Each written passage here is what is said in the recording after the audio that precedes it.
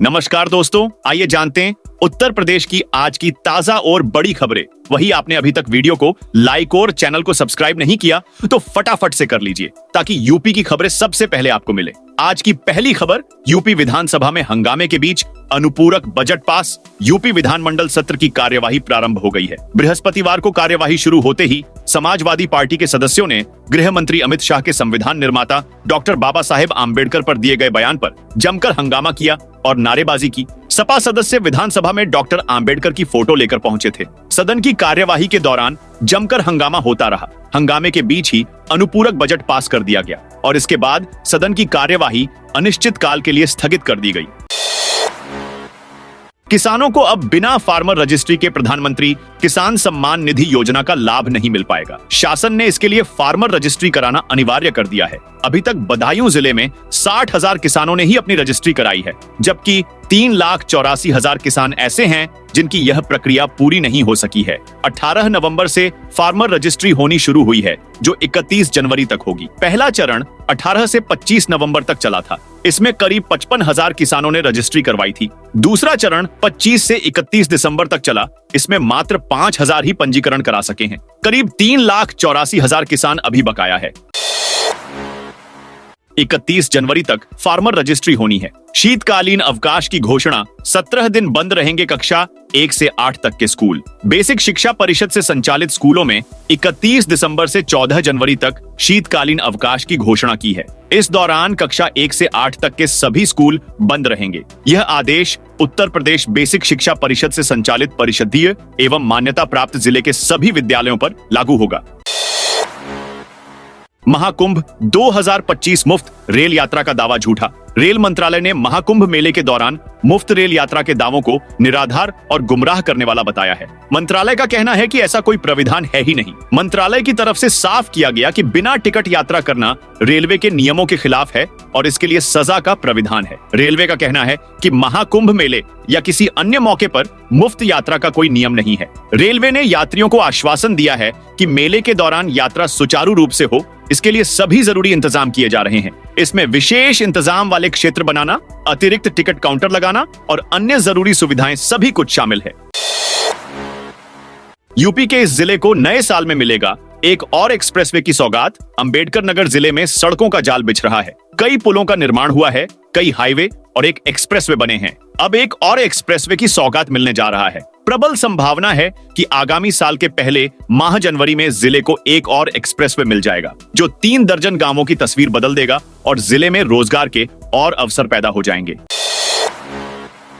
संभल और वाराणसी में मंदिर मिलने की खबरों को लेकर सियासत सरगर्म है। अब कृष्ण कन्हैया की लीला स्थली ब्रज में भी गुमनाम या लापता मंदिरों की तलाश की जाएगी। इस कार्य में यूपी पर्यटन निदेशालय की ओर से मुख्यमंत्री टूरिज्म फेलोशिप कार्यक्रम के तहत चयनित होने वाले शोधार्थियों को लगाया जाएगा। प्रदेश सरकार ऐतिहासिक पृष्ठभूमि वाले मंदिरों देवालयों को पर्यटक स्थलों के रूप में विकसित करेगी। फेलोशिप के तहत पर्यटन, संस्कृति और इतिहास से जुड़े क्षेत्र में शोध किया जाएगा। शोध छात्रों द्वारा पर्यटक स्थलों के पर्यवेक्षण, अनुश्रवण, संस्कृति का तो अनुशीलन होगा।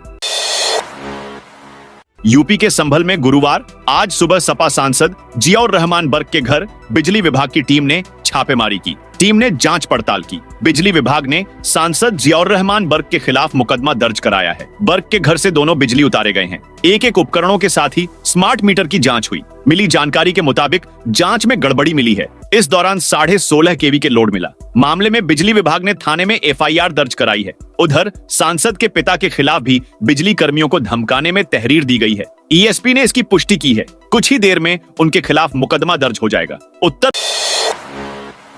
प्रदेश के अलग अलग जिलों से महाकुंभ में ड्यूटी करने आए 1200 से अधिक पुलिसकर्मियों ने दिसंबर में छुट्टी के लिए आवेदन किया है। खास बात यह कि इनमें से 700 से अधिक पुलिसकर्मी ऐसे हैं जिन्होंने आवेदन पत्र में पत्नी के प्रसव या पत्नी की बीमारी को कारण बताया है। किसी की पत्नी की डिलीवरी दिसंबर में तो किसी की जनवरी में है। महाकुंभ पुलिस लाइन और थानों को मिले आवेदन पत्र चर्चा में ही नहीं है, बल्कि सुरक्षा इंतजामों में जुटे आला अफसर भी इसके चलते हैरान परेशान हैं। महाकुंभ 2025 से पहले गंगा की 3 धारा को एक प्रवाह में बदला। प्रयागराज में महाकुंभ के पहले संगम क्षेत्र में गंगा की 3 धाराओं को एक करने का भगीरथ प्रयास सफल हो गया। अपने पूर्वजों का उद्धार करने के लिए भगीरथ गंगा को धरती पर लाए थे। गंगा की 3 धारा को एक प्रवाह करने का भगीरथ प्रयास सिंचाई विभाग के बाढ़ प्रखंड ने किया। इससे महाकुंभ में श्रद्धालुओं को स्नान करने को पर्याप्त जल तो मिलेगा ही, और मेला बसाने के लिए 22 हेक्टेयर अतिरिक्त जमीन भी मिल गई। 6 महीने पहले शास्त्री ब्रिज से संगम तक लगभग 2 किलोमीटर दायरे में गंगा की 3 धारा मुश्किल खड़ी कर रही थी। यति नरसिंहानंद की धर्म संसद हरिद्वार में रोकी गई। हरिद्वार के जूना अखाड़े में आज से शुरू होने वाली संतों की धर्म संसद को प्रशासन ने अनुमति नहीं दी है, जबकि संत धर्म संसद को लेकर मुखर है, जिससे टकराव की आशंका भी बनी हुई है। संतों ने इसकी अनुमति को लेकर रक्त से लिखे पत्र भी मुख्यमंत्री को भेजे हैं। 3 साल पहले हरिद्वार में हुई ऐसी ही धर्म संसद में हेट स्पीच का मामला दिल्ली तक गूंजा था। लखनऊ में चारबाग रेलवे स्टेशन नशेड़ियों, भिखारियां और जुआरियों का कब्जा है। प्लेटफॉर्म की सीढ़ियां हो या फिर पार्किंग एरिया हो, सुबह से शाम तक टहलते रहते हैं। इसके बावजूद इन्हें रोकने और टोकने वाला कोई नहीं है। इसके बावजूद जीआरपी टीम ने प्लेटफॉर्म पर यात्रियों की सुरक्षा के लिए कोई इंतजाम नहीं किए गए। प्रयागराज से अयोध्या कर सकेंगे हवाई सफर। महाकुंभ में प्रयागराज आने वाले पर्यटकों को यादगार सुविधा देने के लिए इस बार संगम नगरी से रामनगरी अयोध्या की हवाई सेवा भी शुरू होगी। इसके लिए हेलीकॉप्टर का संचालन करने वाली एजेंसियों से बातचीत चल रही है। कुंभ 2019 में पर्यटन को बढ़ावा देने के लिए हेलीकॉप्टर से नगर भ्रमण की सुविधा शुरू की गई थी। यह योजना सफल रही। पर्यटकों ने आकाश से संगम नगरी का नजारा लिया और इसे सोशल मीडिया पर अपलोड किया। इस बार इस सेवा का विस्तार किया जा रहा है, जिसके तहत हेलीकॉप्टर से रामनगरी अयोध्या तक का सफर कराया जाएगा। काशी विश्वनाथ में महाकुंभ के दौरान बंद रहेंगे स्पर्श दर्शन। वाराणसी में महाकुंभ के दौरान श्रद्धालुओं की भीड़ को देखते हुए प्रशासन ने तैयारियां तेज कर दी हैं। प्रशासन को 10 करोड़ श्रद्धालुओं के काशी आने का अनुमान है, जबकि कुंभ में 35 करोड़ से अधिक श्रद्धालुओं की तैयारी की जा रही है। वहीं काशी विश्वनाथ मंदिर भी भक्तों को बेहतर सुविधाएं और जल्द दर्शन कराने के लिए प्रयासरत है। महाकुंभ में प्रयागराज के बाद बड़े संत और विशिष्ट अतिथि भी काशी में आएंगे, जिनके लिए अलग इंतजाम किया जाएगा। मंदिर अधिकारियों की माने तो बड़े अखाड़ों और महामंडलेश्वर को स्पर्श दर्शन की अनुमति मिल सकती है, लेकिन इस पर फैसला मंदिर न्यास की अगली बैठक में लिया जाएगा। यूपी में शीतलहर और कोहरे का सिलसिला जारी है। बीती रात बुलंदशहर का पारा 5 डिग्री पहुंच गया। आज सुबह से 28 जिलों में घना कोहरा छाया हुआ है। प्रयागराज में विजिबिलिटी 10 मीटर तक रह गई है। आगरा का ताजमहल 100 मीटर दूर से दिखाई नहीं पड़ रहा है। 24 घंटे में प्रदेश के औसत पारे में 3 डिग्री बढ़ोतरी दर्ज की गई है। मथुरा में सुबह से कोहरे की चादर छाई हुई है। गुरुवार सुबह विजिबिलिटी 50 मीटर रह गई। सबसे ज्यादा दिक्कत स्कूल जाने वाले बच्चों को हो रही है। तापमान 6 डिग्री सेल्सियस रिकॉर्ड किया गया। दोपहर में पारा 20 डिग्री सेल्सियस तक पहुंचने का अनुमान है। मौसम विभाग का कहना है अगले 48 से 72 घंटे के बाद उत्तर पश्चिमी हवाओं का दबाव बढ़ेगा। इससे फिर ठंडक बढ़ेगी। देश के मौसमी सिस्टम में हो रहे बदलाव के चलते सर्दी में उतार चढ़ाव बना हुआ है। उत्तर पश्चिमी के साथ बीच बीच उत्तर पूर्वी हवाएं चलने लगी हैं। 26 जनवरी को मुख्यमंत्री योगी आदित्यनाथ को गोली मारने की धमकी एक युवक ने डायल 112 पर फोन कर उत्तर प्रदेश के मुख्यमंत्री योगी आदित्यनाथ को जान से मारने की धमकी दी। युवक ने कहा कि वह 26 जनवरी को मुख्यमंत्री को गोली से उड़ा देगा। यही नहीं, उसने इज्जत नगर इंस्पेक्टर और अन्य पुलिस कर्मियों को भी जान से मारने की धमकी दी। पुलिस ने गंभीरता से कार्रवाई करते हुए आरोपित अनिल को गिरफ्तार कर लिया है। उसके खिलाफ इज्जत नगर थाने में प्राथमिकी दर्ज कर ली गई है। पूछताछ के बाद गुरुवार को उसे जेल भेजा गया।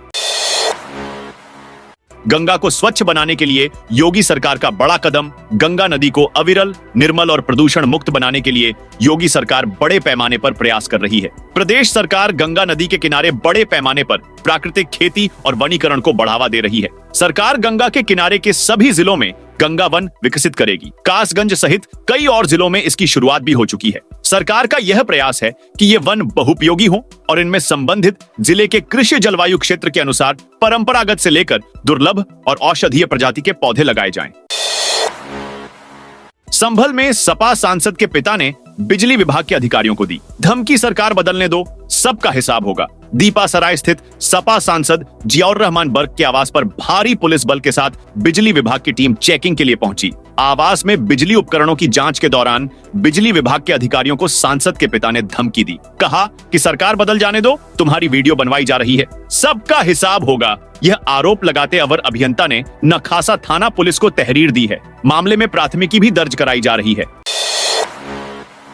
मात्र 1 रुपए में होगी बीपी शुगर की जांच। स्वास्थ्य विभाग ने जनता के लिए एक अनोखी और किफायती पहल की शुरुआत की है। अब बीपी और शुगर की जांच मात्र 1 रुपए में की जाएगी। इस योजना के तहत खास तौर पर बुजुर्गों और गर्भवती महिलाओं को भी 1 रुपए में स्वास्थ्य जांच की सुविधा दी जाएगी। इस पहल का मुख्य उद्देश्य महाकुंभ के दौरान कल्पवासियों की सेहत का विशेष ध्यान रखना है। सर्दियों में उच्च रक्तचाप, हाई बीपी और मधुमेह, डायबिटीज जैसी समस्याओं का प्रभाव लोगों की सेहत पर न पड़े, इसके लिए विशेष इंतजाम किए गए हैं। महाकुंभ में 100 से अधिक मेडिकल गाइड तैनात किए जाएंगे जो स्वास्थ्य सेवाओं में सहायता करेंगे और आपातकालीन स्थितियों में तुरंत मदद पहुंचाएंगे।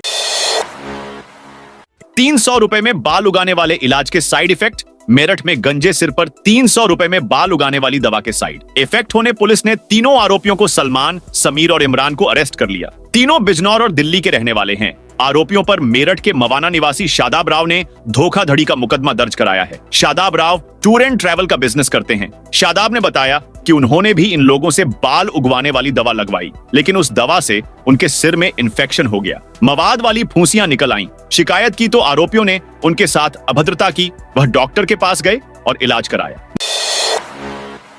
मुख्यमंत्री से शिकायत के बाद हाटा की मदनी मस्जिद के निर्माण को लेकर विवाद खड़ा हो गया है। कोतवाली हाटा के बिल्कुल करीब निर्माण स्थल की प्रशासनिक व पुलिस अधिकारियों की मौजूदगी में सुबह 10 बजे से शाम 4 बजे तक राजस्व टीम ने पैमाइश की। इस दौरान किनारे रखे गए कटरैन व बांस बल्लियां हटवा दी गईं। देर शाम पहुंचे डीएम व एसपी ने पैमाइश के दौरान मौजूद रहे अधिकारियों से बंद कमरे में बात कर पूरी जानकारी ली। हिंदूवादी भाजपा नेता रामबचन सिंह ने बीते 17 दिसंबर को मुख्यमंत्री पोर्टल पर शिकायत की थी कि हाटा नगर में सरकारी भूमि पर एशिया की सबसे बड़ी मदनी मस्जिद बनाई जा रही है।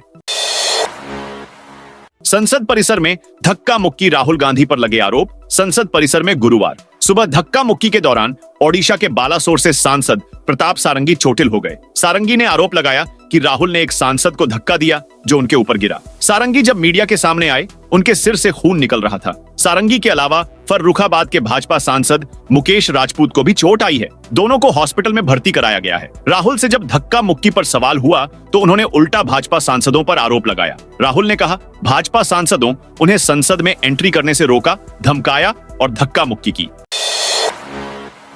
बच्चा गोद लेने में पत्नी की सहमति जरूरी। इलाहाबाद हाईकोर्ट ने 41 साल पुराने कानूनी विवाद का अंत करते हुए एक याचिका खारिज कर दी। साथ ही हिंदू दत्तक एवं भरण पोषण अधिनियम 1956 के तहत वैध गोद लेने की अनिवार्य शर्तों को दोहराया। न्यायमूर्ति सौरभ श्याम शमशेरी ने ऐतिहासिक फैसला सुनाते हुए कहा, जो व्यक्ति बच्चे को गोद लेता है उसे अपनी पत्नी की सहमति लेना अनिवार्य है, जो कि वैधता की एक कानूनी शर्त है।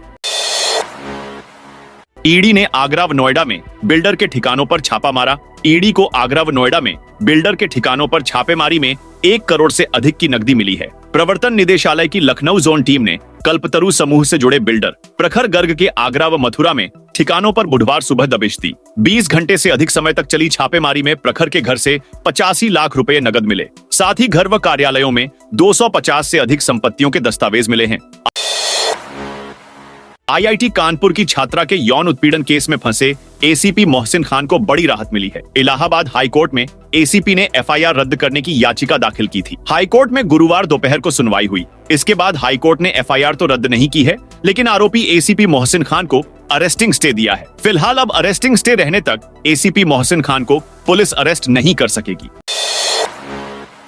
वाराणसी के एक 102 बिल्डिंग का कटेगा वाटर सीवर कनेक्शन। वाराणसी नगर निगम अपने बकाये टैक्स को लेकर अब सख्ती के मूड में आ गया है। 102 भवन स्वामियों ने नोटिस के बाद भी पानी सीवर का बकाया जमा नहीं किया है। भवन स्वामियों पर नगर निगम का 2.5 करोड़ रुपए बकाया है। भवन स्वामियों के वाटर सीवर कनेक्शन का टैक्स जमा नहीं करने का खामियाजा उन भवनों में रहने वाले सैकड़ों परिवारों को भुगतना पड़ेगा। नगर आयुक्त अक्षत वर्मा ने बताया कि नगर के विभिन्न जोन के 102 भवन स्वामियों को जलकल विभाग ने टैक्स जमा करने को लेकर कई बार नोटिस दी, लेकिन इन लोगों ने उसको नजरअंदाज कर दिया। अगर टैक्स नहीं मिलेगा तो नगर निगम शहर में विकास कार्य कैसे करेगा? इन लोगों पर टैक्स जमा करने का दबाव बनाने के लिए सख्त कदम उठाना पड़ रहा है।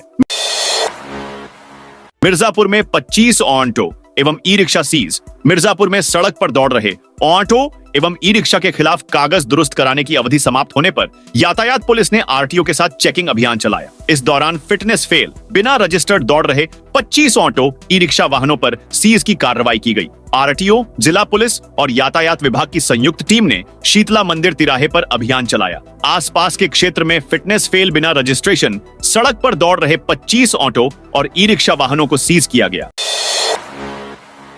उत्तर प्रदेश के मथुरा में मंत्री रविंद्र जायसवाल ने पूरे रजिस्ट्री ऑफिस को निलंबित कर दिया है। भ्रष्टाचार के खिलाफ जीरो टॉलरेंस नीति के तहत स्टैंप एवं पंजीयन मंत्री ने यह कदम उठाया है। दरअसल आरोप था कि लोगों को पंजीयन के बाद रजिस्ट्री की मूल डीड देने में जानबूझकर देरी की जा रही है। नए साल में काशी को मिलेगी वाराणसी मेरठ वंदे भारत की सौगात। प्रधानमंत्री के संसदीय क्षेत्र को नए वर्ष में रेलवे नई वंदे भारत ट्रेन की सौगात मिलेगी। रेलवे की सौगात से पूर्वांचल से लेकर पश्चिमांचल तक श्रद्धालुओं और पर्यटकों को लाभ मिलेगा। भारतीय रेलवे ने मेरठ लखनऊ वंदे भारत को काशी तक विस्तारित करने का फैसला लिया है। वंदे भारत एक्सप्रेस को विस्तार देते हुए नई ट्रेन काशी को दी जाएगी। महादेव की काशी में 8000 गायें पहनेंगी काऊ कोट। ठंड से बचने के लिए जिले के 45 गो आश्रय केंद्रों में रह रही 8000 गायें काऊ कोट पहनेंगी। उन्हें गुड़, तिल और मक्का खिलाया जाएगा। पशुपालन विभाग और नगर निगम की ओर से संचालित पशु आश्रय केंद्रों में निराश्रित गायों को रखा गया है। उन्हें ठंड से बचाने के लिए काऊ कोट की व्यवस्था की जा रही है। उनकी खुराक बढ़ाने के साथ ही उन्हें गुड़, तिल और मक्का खिलाया जाएगा। 17 दिन से बाघ के पगमार्ग पर चल रहा वन विभाग लखनऊ के रहमानखेड़ा में बाघ को भगाने के लिए अब पटाखे बांटे जा रहे हैं। बुधवार को वन विभाग ने दावा किया था कि बाघ इलाके से निकल चुका है। गुरुवार को सहिलामू गांव के पास बाघ के नए पगमार्ग दिखे। वन विभाग का कहना है कि पटाखे जलाने से टाइगर भाग जाएगा। पीडीए पहली बार नीलाम करेगा 200 करोड़ की संपत्ति। प्रयागराज विकास प्राधिकरण की तरफ से पहली बार 200 करोड़ की संपत्ति नीलाम की जाएगी। इसके लिए प्राधिकरण की तरफ से तैयारियां शुरू हो गई हैं। प्राधिकरण यह संपत्ति मकान, स्कूल और दुकान खोलने के लिए देगा। ऐसे में शहर के उन लोगों को लाभ होगा जो सालों से सस्ती दर पर मकान बनाने, दुकान खोलने के लिए जमीन की तलाश कर रहे हैं। पीडीए की तरफ से भूखंड की बिक्री 1 माह के अंदर शुरू करने की तैयारी है। इसके लिए जनवरी माह के अंतिम सप्ताह से ऑनलाइन रजिस्ट्रेशन शुरू होंगे। यूपी बोर्ड परीक्षा के ज्यादा केंद्र बनाने पर विचार करेगा विभाग। यूपी बोर्ड परीक्षा केंद्रों की संख्या को बढ़ाने पर माध्यमिक शिक्षा विभाग विचार करेगा। माध्यमिक शिक्षा राज्य मंत्री गुलाब देवी ने यह आश्वासन विधान परिषद में दिया। उन्होंने कहा कि बोर्ड परीक्षा केंद्रों के निर्धारण में कहीं कोई गड़बड़ी नहीं हो रही है। जिलाधिकारी की अध्यक्षता वाली कमेटी फूल प्रूफ ढंग से केंद्रों का चयन कर रही है। सॉफ्टवेयर के माध्यम से परीक्षा केंद्र निर्धारित किए जा रहे हैं। ऐसे विद्यालय जिन्हें परीक्षा केंद्र नहीं बनाया जाएगा, उनकी छात्राओं को पास के स्कूल में परीक्षा देने की सुविधा दिलाने पर विचार किया जाएगा। सुहागरात पर दुल्हन ने मुंह दिखाई में बियर गांजा मांगा। उत्तर प्रदेश के सहारनपुर में एक हैरान कर देने वाली घटना सामने आई है। यहाँ सुहागरात पर एक दुल्हन ने मुंह दिखाई में बियर और गांजा की डिमांड कर डाली। यह सुनकर दूल्हे के पैरों तले से जमीन खिसक गई। उसने पूरी बात अपने परिवार वालों को बताई तो मामला पुलिस थाने जा पहुंचा। पुलिस अब दोनों पक्षों में समझौते का प्रयास कर रही है। दुल्हन लुधियाना की रहने वाली बताई जा रही है। बिजनौर में कपड़े के शोरूम पर चोरों का धावा। बिजनौर के धामपुर इलाके में नकाबपोश चोरों ने एक रेडीमेड कपड़े के शोरूम को निशाना बनाया। चोर नकदी समेत करीब 4 लाख रुपए के कपड़े चोरी कर फरार हो गए। चोरी की घटना शोरूम में लगे सीसीटीवी कैमरे में कैद हो गई। फुटेज में चोर मुंह पर कपड़ा बांधकर शोरूम में घुसते और सामान समेटते नजर आ रहे हैं। मिर्जापुर में शीतलहर के चलते समय सारिणी में परिवर्तन। मिर्जापुर जिले में बेसिक शिक्षा मंत्रालय द्वारा निर्धारित समय सारिणी का उल्लंघन करने वाले विद्यालयों पर जिला प्रशासन सख्त हो गया है। जिलाधिकारी ने स्पष्ट चेतावनी देते हुए कहा है कि कक्षा 8 तक के सभी विद्यालय प्रातः 9 बजे से अपराह्न 3 बजे तक ही संचालित किए जाएं।